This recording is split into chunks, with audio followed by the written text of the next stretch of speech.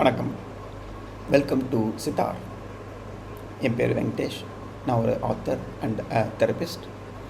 இன்றைக்கி நம்ம பார்க்க போகிற தலைப்பு வீழ்ச்சியும் எழுச்சியும். நம்ம எல்லாருடைய வாழ்க்கையிலையும் பலவிதமான நிகழ்ச்சிகள் நடந்து கொண்டே இருக்குது. அதில் பார்த்திங்கனாக்கா சில நேரங்களில் நிறைய மனசுக்கு பிடிச்ச மாதிரி ரொம்ப அருமையாக நிறைய ரொம்ப சந்தோஷமான விஷயங்கள் நடந்துக்கிட்டே இருக்கும். சில நேரங்களில் நம்ம பிளான் பண்ணின மாதிரியும் இருக்கலாம், இல்லை எதிர்பார்க்காத விதமாகவும் இருக்கலாம். நமக்கு ரொம்ப மனப்பூர்வமாக சந்தோஷம் தரக்கூடிய வெற்றிகரமான நிகழ்ச்சிகளும் நடக்கும். அதே நேரத்தில் வெற்றி இருக்கிற மாதிரியே சில நேரங்களில் தோல்வியும் உண்டு. வீழ்ச்சியும் எழுச்சியும் இன்றைய தலைப்பு. இதில் ஏன் இந்த மாதிரி நடக்குது அப்படின்ற ஒரு கேள்வி ஒன்று இருக்குது. அதை விட ரொம்ப முக்கியமானது, அப்படி ஒரு ரொம்ப கஷ்டமான காலத்தில் இதை தாண்டி நம்ம எப்படி வருவோன்றது ரொம்ப அதை விட முக்கியமான ஒரு கேள்வி. So how do I come out of this அப்படின்றது ரொம்ப ஒரு கன்ஸ்ட்ரக்டிவான ரொம்ப ஒரு நல்ல கேள்வி. இது ஏன் எனக்கு இப்படி ஆச்சு, எனக்கு மட்டும் ஏன் இந்த மாதிரி ஆகிட்டே இருக்குது அப்படின்றது ரொம்ப ஒரு வீக்கான ஒரு கொஸ்டின். அதுக்கு ப்ராப்பரான நல்ல ஆன்சர் நமக்கு கிடைக்கவே கிடைக்காது. ஏன் அப்படின்னாக்கா, ஏன் அது ஒய் அப்படின்ற கொஸ்டினுக்கு சில நேரங்களில் ஆன்சர் எப்போவுமே அந்த என்ன நடந்ததோ அந்த நிகழ்வை மீண்டும் மீண்டும் ஜஸ்டிஃபை பண்ணுற மாதிரியும் அதுக்கு சப்போர்ட்டிவான காரணங்கள் தான் தொடர்ச்சியாக வந்துக்கிட்டே இருக்கும். What can I do about it, how do I come out of this அப்படின்றது இன்னும் நல்ல ஒரு கேள்வி. ஸோ இதிலிருந்து நம்ம எப்படி மீண்டு வர முடியும்ன்றது ரொம்ப ஒரு கன்ஸ்ட்ரக்டிவான ப்ரோஆக்டிவான கேள்வி. அதனால் நம்ம என்ன கேள்வி நம்மளையே கேட்டுக்கிறோம் அப்படின்றதுல தான் அந்த பதில் அடங்கியிருக்கு. அது நம்ம ரொம்ப ப்ராப்பராக யோசித்து பண்ணினோம்னாக்கா அந்த வீழ்ச்சி எழுச்சி இதிலேருந்து நம்ம ஒரு நல்ல ஒரு மூமெண்ட்டை கொண்டு வர முடியும். இந்த மாதிரி ஒரு ரொம்ப கஷ்டமான காலகட்டங்களில் நம்ம செய்ய வேண்டிய விஷயங்கள் 3 விஷயங்கள் இருக்குது. முதல் விஷயம் மன அமைதி. எவ்வளோ பெரிய ஒரு தோல்வியாக இருந்தாலும், எவ்வளோ பெரிய ஒரு கஷ்டமாக இருந்தாலும் நம்ம அதை சகிச்சுக்கொள்ள முடியும், அதிலிருந்து மீண்டு வர முடியும் அப்படின்ற அந்த நம்பிக்கையோட ஒரு அமைதியான, கலக்கமே இல்லாத, தயக்கமே இல்லாத, படபடப்பே இல்லாத ஒரு மன அமைதி வேணும். ஏன்னா அதுதான் நமக்கு முழுசாக உதவக்கூடிய, நம்மக்கிட்ட இருக்கக்கூடிய ஒரு விஷயம். இதுக்கு நம்ம யாரையுமே தேடி போக தேவையில்ல, எதுவுமே செய்ய தேவையில்ல. நமக்குள்ளே இருக்குது, நமக்குள்ளே அந்த மன அமைதி. இது ரொம்ப அந்த மாதிரி ஒரு கஷ்டமான காலகட்டத்தில் ரொம்ப சிரமமான ஒரு விஷயந்தான். ஆனால் அதுதான் முதல் படி. ரெண்டாவது, அந்த நேரத்தில் நம்மளால் என்ன செய்ய முடியுமோ அதுக்கு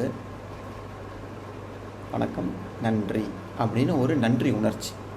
you have to be happy and thankful for what you have with what you can do. அதனால் அந்த கிராட்டிடியூட், அப்ரிசியேஷன், தேங்க்ஸ் அப்படின்றது ரொம்ப ரொம்ப ரொம்ப முக்கியமான ஒரு விஷயம். அதுதான் ரெண்டாவது. ஸோ நம்ம இப்போ என்ன பார்த்துருக்கோம்? முதல்ல மன அமைதி, ரெண்டாவது நன்றி தெரிவித்தல், மூன்றாவது இதுதான் இருக்கிறதுலே ரொம்ப ரொம்ப முக்கியமானது. முதல் ரெண்டையும் சிறப்பாக செஞ்சோம்னா இந்த மூணாவது கரெக்டாக வந்துடும். அது என்ன அப்படின்னா, இந்த கஷ்டகாலம் போன பிறகு அந்த ஒரு ஒளிமயமான எதிர்காலம் எப்படி இருக்கும் அப்படின்ற அந்த அப்படியே உருவகப்படுத்தி உங்கள் ஆழ் மனசில் அப்படியே அதை உங்கள் கண்ணால் பாருங்கள், மனக்கண்ணால் பாருங்கள். அந்த எதிர்காலம் எப்படி இருக்கும். அதில் ஒரு விஷயத்தை எடுத்துக்கோங்க. அதில் 5 புலன்களையும் எல்லாமே மனப்பூர்வமாக முழு மனசோட அதை பயன்படுத்தி கண்ணால் பார்க்குறது, காதால் கேட்குறது, all the sights and sounds அதை நீங்கள் என்கேஜ் பண்ணுங்கள். அதை பாசிட்டிவாக ஒரு நல்ல ஒளிமயமான எதிர்காலத்தை நீங்கள் கற்பனை பண்ணி அதை உங்கள் மனக்கண் முன்னாடி கொண்டு அதை அப்படியே நிறுத்தி அதை தினந்தோறும் பார்த்துக்கிட்டே இருங்க. நம்பிக்கையோடு பாருங்கள், நிச்சயமாக உங்களால் முடியும். அந்த நம்பிக்கை தான் எதிர்காலத்துக்கு வழிவகுக்கும். அந்த நம்பிக்கை தான் உங்கள் மூளையில் இருக்க அந்த பலவிதமான அந்த சர்க்யூட்ஸை ரீவயர் பண்ணி அதை எனேபிள் பண்ணிவிடும், ஆக்டிவேட் பண்ணும். அந்த மாதிரி நடக்கும்போது உங்கள் மூளையில் நிறைய பாகங்கள் பல விதத்தில் ஆக்டிவேட் ஆகும். இதை நீங்கள் ரிப்பீட்டடாக பண்ணும்போது அந்த கன்சிஸ்டன்சி நிச்சயமாக பலன் கொடுக்கும். அதனால் உங்களுக்கு புது புது ஆப்பர்ச்சுனிட்டிஸை உருவாக்க முடியும் அல்லது கண்டுபிடிக்க முடியும். அப்படி செய்யும் பொழுது, அதுவும் தினந்தோறும் அதை தொடர்ந்து செய்யும் பொழுது உங்களுக்கு புது காலம், நிச்சயமாக ஒளிமயமான எதிர்காலம் பிறக்கும். இந்த நம்பிக்கையில் இன்னொரு முக்கியமான நம்ம தெரிஞ்சிக்க வேண்டிய ஒரு விஷயம் என்னன்னு பார்த்தீங்கன்னாக்கா, இந்த உலக நியதி, அதாவது இயற்கை நியதி, வெற்றியும் தோல்வியும் கலந்தது தான் வாழ்க்கை. அது இல்லாமல் இருக்கவே இருக்காது. எப்பேற்பட்ட பெரிய நிறுவனங்களாகட்டும், எப்பேற்பட்ட பெரிய தலைவர்களாகட்டும், நீங்கள் எல்லாரும் பாருங்கள், அவங்களுடைய வாழ்க்கையில் நிச்சயமாக ஒரு போராட்டம், ஒரு தோல்வியை சந்திச்சிருப்பாங்க. அதிலிருந்து அவங்க மீண்டு வரும்போது தான் அடுத்த மிகப்பெரிய வளர்ச்சி அவங்களால அடைய முடியும்.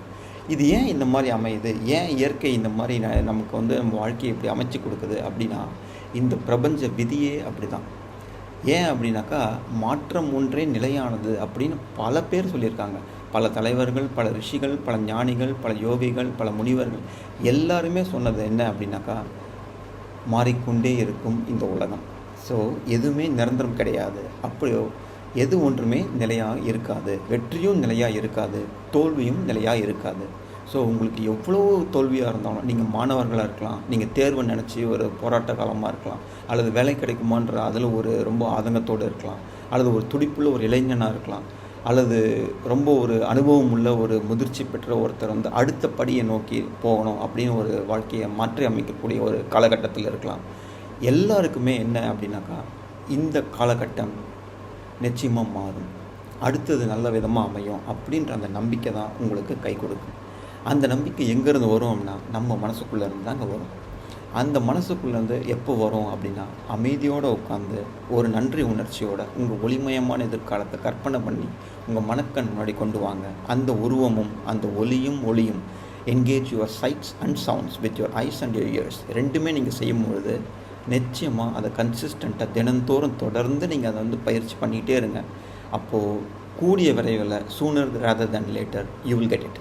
Because it's out there waiting for you and you can go get it. You can gear up for success and victory.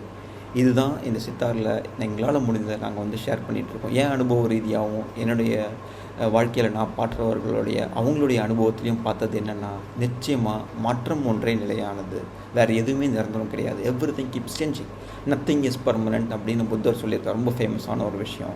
Everything keeps changing. அதனால் எப்போவுமே அந்த நம்பிக்கையோட, மன அமைதியோட, நன்றி உணர்வோடு இதை நீங்கள் தினந்தோறும் பயிற்சி பண்ணிங்கன்னா நிச்சயமாக அந்த வீழ்ச்சி காணாமல் போய்கிடும். எழுச்சின்றது சீக்கிரமே நடக்கும். வாழ்க்கையில் அந்த வசந்த காலம் நிச்சயமாக மலரும். எதிர்காலம் ஒளிமயமானதாக நிச்சயமாக அமையும். ஏன்னா இந்த உலக விதி, இந்த பிரபஞ்ச விதி அனிச்சய அப்படின்றது நத்திங் இஸ் பர்மனெண்ட். இதுவும் கடந்து போகும். திஸ் டூ ஷேல் பாஸ் அப்படின்ற.